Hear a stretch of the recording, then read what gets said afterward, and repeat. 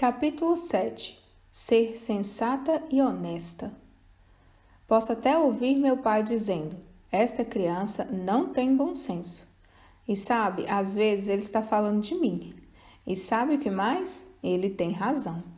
Papai esmerava-se muito para chamar-me à razão. Apesar de não ser culpa dele, nem sempre ele conseguiu. Consequentemente, eu me tornei uma jovem em quem faltava o que papai chamava de bom senso. Você não precisa procurar muito para achar mulheres jovens nas quais falta, como faltou em mim, bom senso. O que meu pai chama bom senso, a Bíblia chama de ser sensata. Tito 2:5. Obviamente que Deus sabia que conseguir sempre ser sensata seria um problema para as mulheres desde o momento que Eva pecou. Portanto, ele incumbiu as mulheres mais velhas de ensinar e instruir as mais novas a serem sensatas. Sensata é a palavra grega sophron. Sophron é um amplo termo que significa são, prudente, controlado. A partir daí, pensei em 3 aplicações práticas. A mulher idosa deve ensinar e instruir a mais jovem a ter prioridades bíblicas e fazer escolhas sensatas, permanecer no orçamento, ser realistas. Ter prioridades bíblicas e fazer escolhas sensatas. Muitas mulheres jovens de hoje em dia querem tudo para ontem. Elas querem ter marido, filhos, estudos e carreira.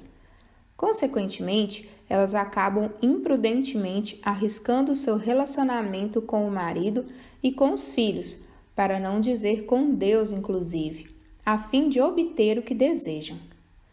Várias vezes já ouvi que uma jovem mãe está determinada a passar por cima de qualquer obstáculo financeiro ou de cuidado dos filhos para alcançar seus objetivos na carreira. É claro que, na melhor das hipóteses, ela não está sendo prudente. Prudente é uma antiga palavra que significa sábio.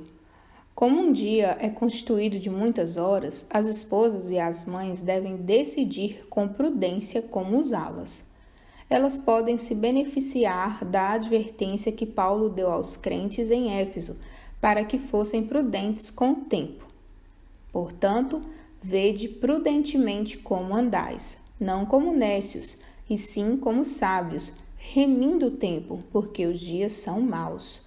Por esta razão, não vos torneis insensatos, mas procurai compreender qual a vontade do Senhor. Efésios 5, 15 a 17. No Salmo 90, Moisés reconheceu a importância de usar cuidadosamente os dias de vida que o Senhor nos concede. Ensina-nos a contar os nossos dias, para que alcancemos coração sábio. Salmo 90, 12. À medida que envelheço, reconheço mais e mais a importância do tempo que me resta. Se eu tiver mais 20 produtivos anos, Deus permita, de serviço ao Senhor, quero poder olhar para os anos passados e saber que, por sua graça, realizei o seu maior propósito.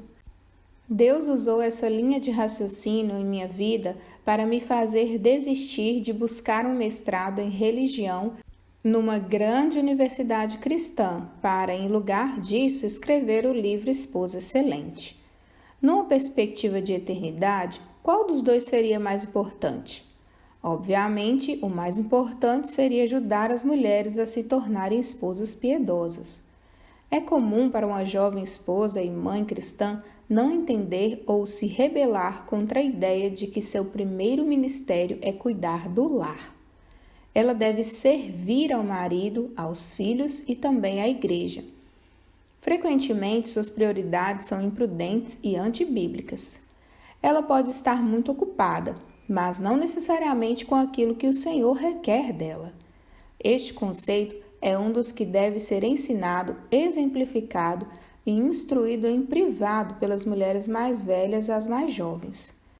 Também é importante perceber que, mesmo que uma jovem esteja realizando algo para o Senhor, não significa que ela esteja fazendo aquilo que o Senhor quer dela naquele momento.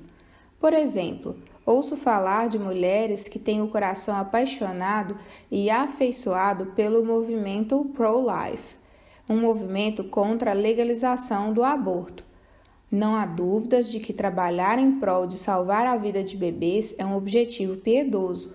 Contudo, quando elas negligenciam sua família e ignoram o conselho do marido para seguirem passeatas em várias partes do país ou para gastarem inúmeras horas no centro de gravidez não planejada, suas prioridades se tornam antibíblicas. Se este é o tipo de ministério que é a vontade de Deus para ela, ele ainda será no futuro, quando os filhos estiverem maiores e ela tiver mais tempo livre para buscar outras coisas. Há tempo para tudo na vida. Ministérios que consomem tempo fora de casa geralmente não são prudentes para uma jovem esposa e mãe. Você pode estar se perguntando se uma jovem esposa e mãe pode fazer algo fora de casa. Certamente não será pecado se ela fizer. O que é pecado são as prioridades antibíblicas e não ser prudente no uso do tempo e de sua força. Recentemente dei uma palestra em uma classe de senhoras de uma igreja próxima à minha casa. Era uma quinta-noite. Uma das jovens senhoras me perguntou sobre prioridades. Ela tem 2 filhos pequenos e disse: "Hoje já é quinta-feira e eu tenho estado fora de casa todas as noites em alguma atividade da igreja. O que você acha disso?" Bem, penso que é um pouco demais. Certamente ela ficou frustrada. E recomendei-lhe que conversasse com seu esposo e parasse algumas de suas atividades. É muito mais prudente que ela faça poucas coisas para o Senhor, coisas de maior prioridade como servir ao marido, cuidar da casa e criar os filhos na disciplina e no temor do Senhor, e fazê-las bem e com alegria para Ele. Efésios 6:4, Efésios 5:19 e 20. Outra área em que as mulheres mais velhas devem ensinar e instruir as mais jovens é a serem sensatas no uso do dinheiro. Permanecer no orçamento. Quando o assunto é dinheiro e esposas, a casa e os bens vêm como herança dos pais, mas do Senhor a esposa prudente. Provérbios 19:14. Minha experiência me mostra que as mulheres jovens não sabem fazer orçamentos e permanecer dentro de seus parâmetros. Neste caso, as mulheres mais velhas ou alguém da igreja deve ensinar-lhes ou aos jovens casais a como fazer um orçamento. Há também bom material e conselhos gratuitos disponíveis no ministério de Larry Burkett, Finanças para a Vida. Ainda que muitas mulheres não saibam elaborar apropriadamente um orçamento, tenho percebido que o problema mais sério implícito é que elas não estão contentes com o que o Senhor lhes deu. Uma das influências mais importantes que uma mulher mais velha pode ter sobre uma mais jovem é ajudá-la a ter gratidão e contentamento ao invés de queixas e murmurações. Uma passagem muito poderosa em Timóteo diz: "De fato, grande fonte de lucro é a piedade com o contentamento, porque nada temos trazido para o mundo, nem coisa alguma podemos levar dele. Tendo sustento e com o que nos vestir, estejamos contentes. Ora, os que querem ficar ricos caem em tentação e cilada, e em muitas concupiscências insensatas e perniciosas, as quais afogam os homens na ruína e perdição. Porque o amor ao dinheiro é raiz de todos os males. E alguns, nessa cobiça, se desviaram da fé e a si mesmos se atormentaram com muitas dores." 1 Timóteo 6, 6-10. Crédito dispensável e técnicas atrativas do comércio, unidos à inexperiência e ao coração pecaminoso da mulher jovem, tornam muito difícil para ela resistir à tentação de gastar mais do que pode. E mesmo que ela consiga resistir, vai sentir-se péssima. É tão fácil estar perfeitamente feliz e ir às compras até que, de repente, você descobre alguma coisa que nem imaginava que existia. E agora que descobriu que existe, você quer isso. Quando eu era conselheira no Atlanta Biblical Counseling Center, ocasionalmente ouvia das mulheres: quando me sinto ansiosa e deprimida, saio às compras. Era impressionante o que elas compravam. Às vezes eram roupas luxuosas que combinavam desde o chapéu até os sapatos de grife da última moda. Outras vezes era uma mobília cara. O que quer que comprassem, sentiam-se bem durante algum tempo. Contudo, acabavam se sentindo culpadas, como deveriam, e ainda mais ansiosas e deprimidas, tentando imaginar como pagariam pelos novos bens adquiridos. Num caso como este, a mulher mais velha deve instruir a mais nova a ser grata a Deus pelo que tem e por aquilo que Ele tem lhe ensinado. Sua atitude deve ser, em nome do Senhor Jesus, dando por Ele graças a Deus Pai, Colossenses 3,17. Ela deve exercer o autocontrole quando o dinheiro é curto e não fazer compras ou assinar cheques. Permanecer no orçamento com gratidão é um dos modos como a mulher mais jovem pode ser sensata no sentido sofram. Outro modo de ser sensata é ser realista. Ter uma boa mente envolve encarar a realidade com a esperança em Deus. Filipenses 4:8 nos ensina a ocupar a nossa mente com tudo o que é verdadeiro. O bom pensamento é realista e demonstra esperança em Deus. Por exemplo, ao invés de pensar, pode ser que meu marido perca o emprego, não vou suportar a pressão. Pense, meu marido pode perder o emprego, mas Deus é bom e nos dará a graça de passar por isso se acontecer. O primeiro tipo de pensamento deixa Deus fora da situação, é desesperado e avassalador. O segundo exemplo é um pensamento nada agradável, mas, como inclui Deus, demonstra esperança ao invés de desespero. Independente da dificuldade das circunstâncias, sempre há esperança quando Deus faz parte da situação. Além de ensinar a mulher mais jovem a ser realista, pensando de modo correto, a mulher mais velha deve influenciar a mais jovem com sua tranquilidade. Em outras palavras, ela deve oferecer esperança à mulher mais jovem, levando-a ao Senhor. Enfrentar uma circunstância difícil sem esperança só vai aumentar desnecessariamente o fardo da mulher mais jovem. Recentemente, conversei com uma jovem que está numa situação tão difícil que alguns considerariam uma crise.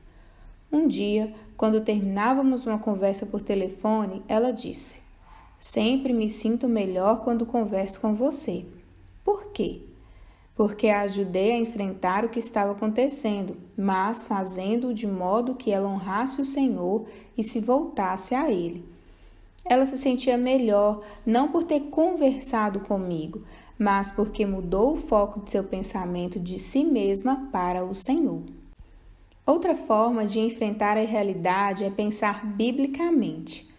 Há muitos anos atrás, quando eu estudava enfermagem, fui escalada para estagiar num grande hospital público psiquiátrico durante 3 meses. Lá conheci muitos pacientes que tinham crenças ilusórias sobre Deus. Uma das pacientes pensava que havia dado à luz o menino Jesus. Outros pensavam que eram Deus ou o Senhor Jesus Cristo. Eles eram religiosos em seu exterior, mas interiormente estavam perdidos. Suas mentes não eram sãs. Eles tinham, como se diz popularmente, perdido a cabeça. Ninguém jamais perde a cabeça por crer na palavra de Deus, por pensar corretamente em Deus e por obedecê-lo. Pouco antes de tornar-me crente, eu era muito instável emocionalmente. Depois que fui salva, Deus começou a renovar minha mente por meio de sua palavra. Romanos 12, 1 e 2. Enquanto eu lia a Bíblia, orava e crescia em sua graça, me tornava mais e mais estável a cada dia. Deus deseja que enfrentemos a realidade, o que inclui pensar corretamente sobre Ele e sobre nós mesmos. As piedosas mulheres idosas ensinam e instruem as mais jovens a enfrentar a realidade. Como escrevi antes, serem sensatas é um amplo termo que inclui autocontrole, prudência e uma mente sã. Meu pai falava sobre ter bom senso.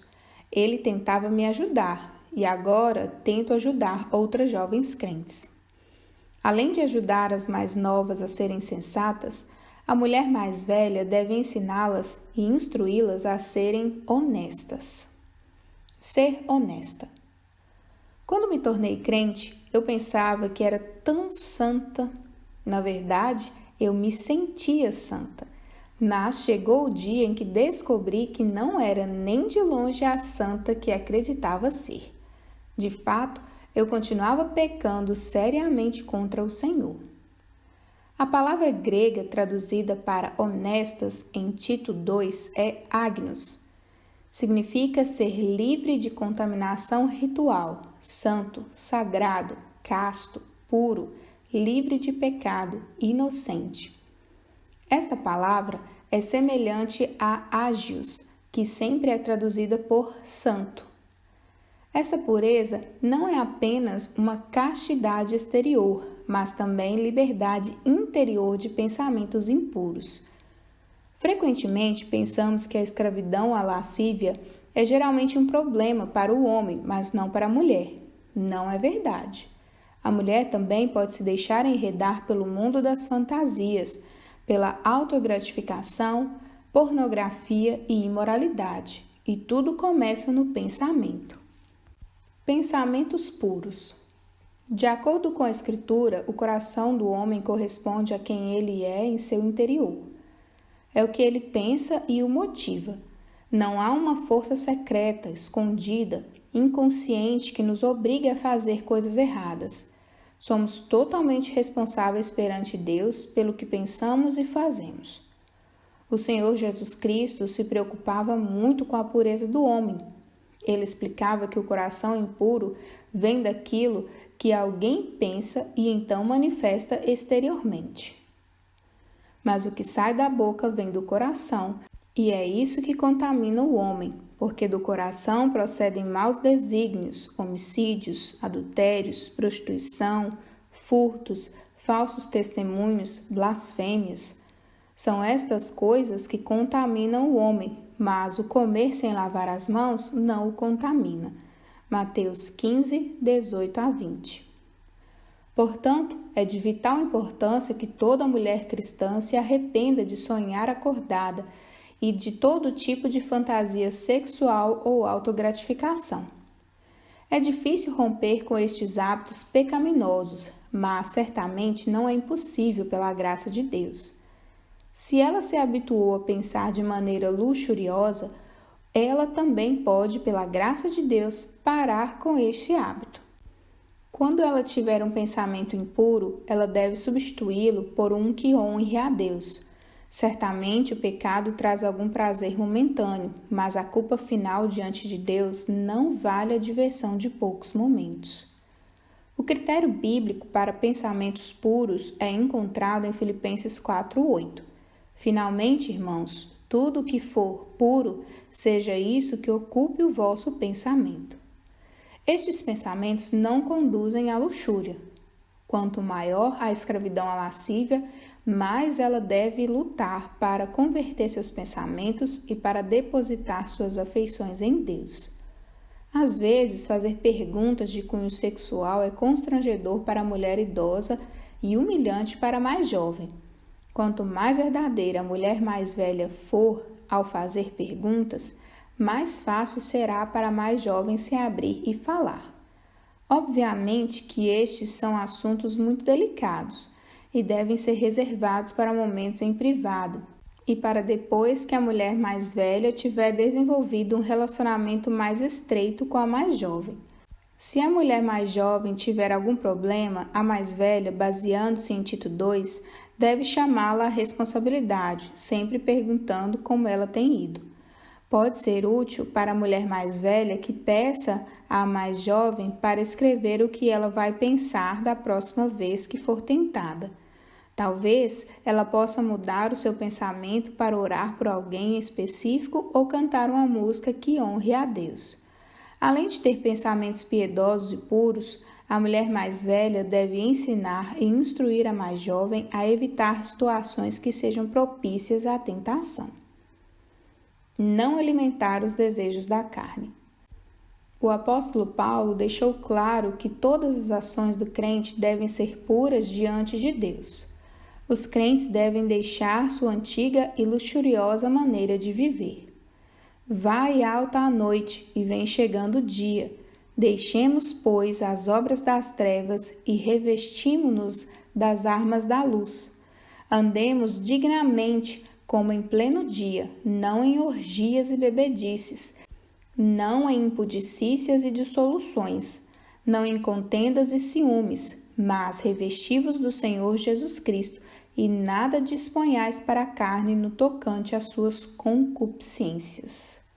Romanos 13, 12 a 14.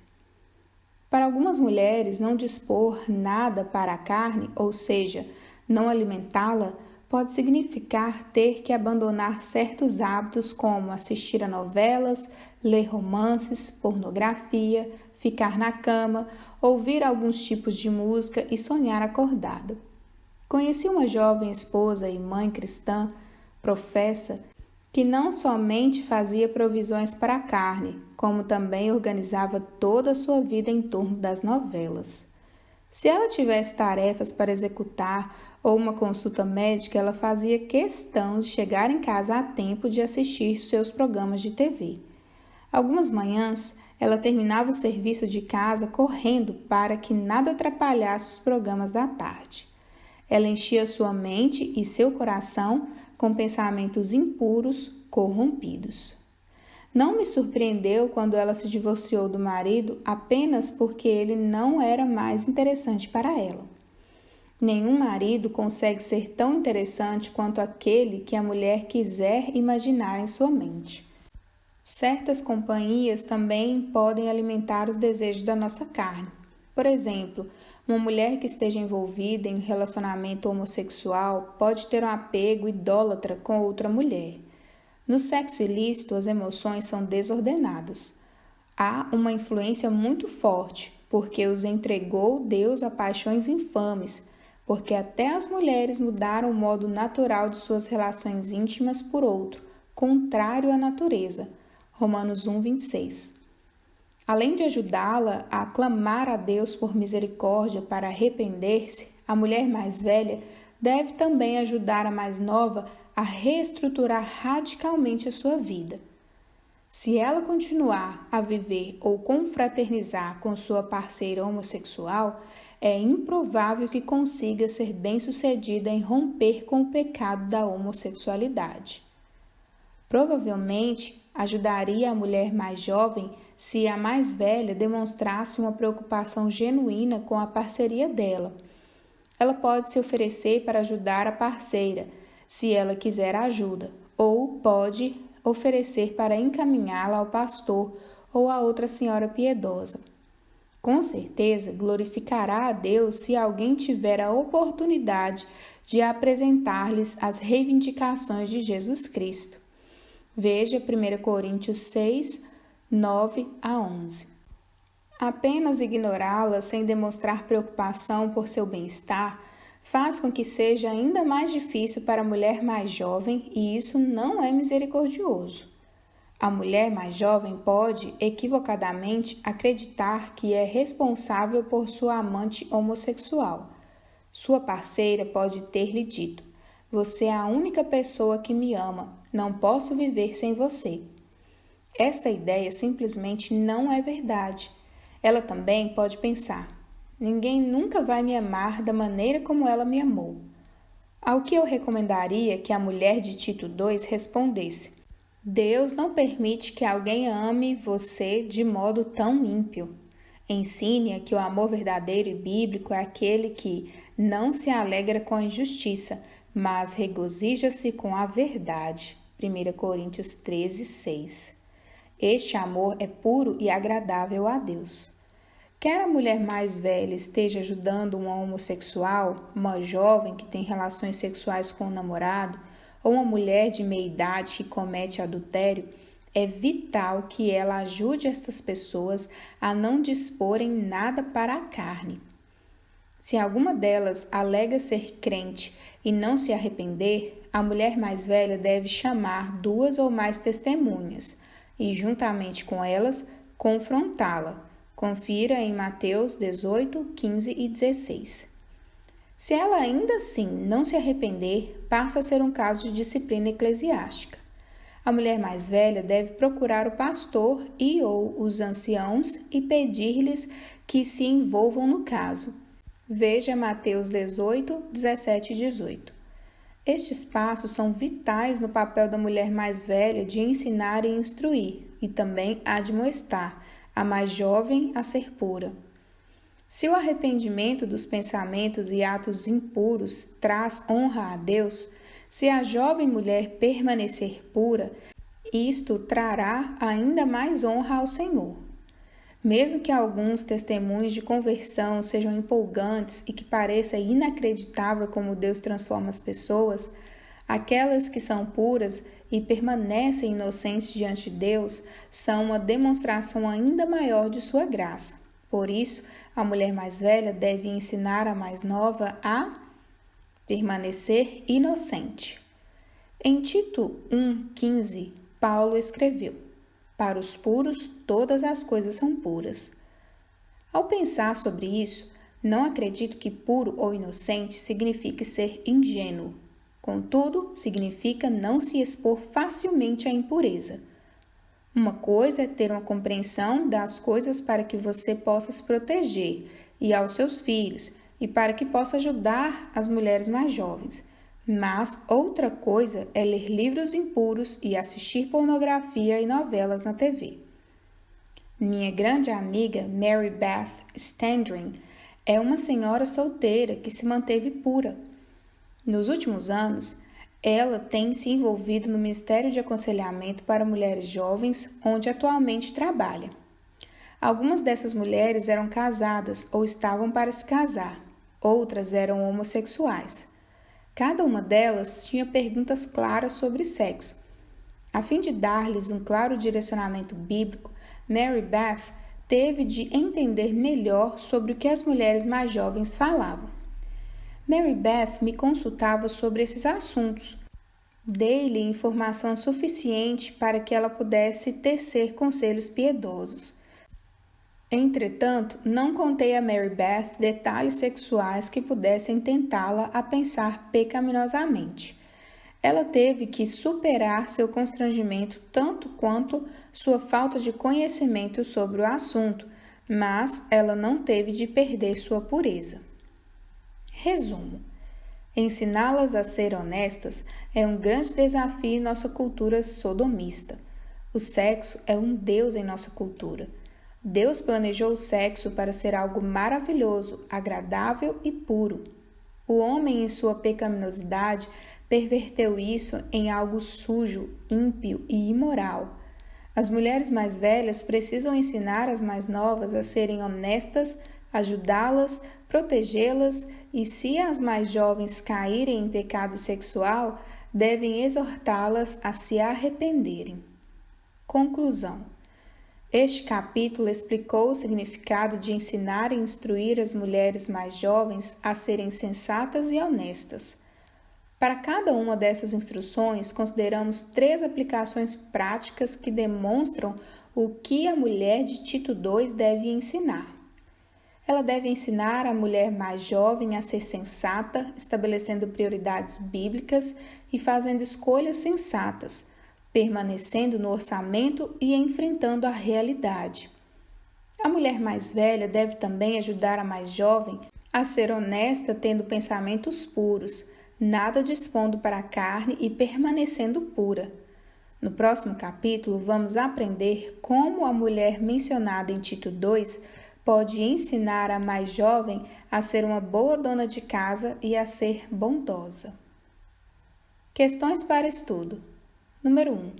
O que significa a palavra grega sofron? Número 2. Cite 3 aplicações no capítulo 7 que as senhoras devem usar para instruir as mais jovens a serem sensatas. Número 3. Você pode citar outras? Número 4. Quais devem ser as prioridades de uma esposa e mãe? Qual é seu ministério principal? Número 5. Que problema implícito pode existir a respeito do dinheiro que seja mais sério do que não saber elaborar um orçamento? Número 6. Que passagem apropriada das Escrituras poderia ser usada para ensinar uma mulher mais jovem que não está contente com aquilo que tem? Número 7. Explique em detalhes o que você pode dizer a uma mulher jovem que esteja desesperada e diz: meu marido está doente. Se ele tiver câncer, eu não vou suportar, não vou aguentar a pressão. Número 8. Cite 4 ou 5 versículos que você pode usar ao ensinar e instruir outra mulher a ser pura. Número 9. Escreva o que poderia ser alimentar os desejos da carne em sua própria vida, assim como na vida dos outros. Número 10. Como uma senhora pode manter-se pura e ainda assim saber bastante sobre impureza para que possa ajudar a uma mulher mais jovem? Número 11. E os seus pensamentos e ações? Eles são puros aos olhos do Senhor ou você se sente constrangida quando percebe que Deus conhece todos os seus pensamentos e ações? Há alguma impureza da qual você precisa se converter? Comece confessando o seu pecado a Deus. 1 João 1,9. A seguir, planeje como não alimentar os desejos da sua carne. Se necessário, peça a uma senhora que lhe ajude a cumprir isso.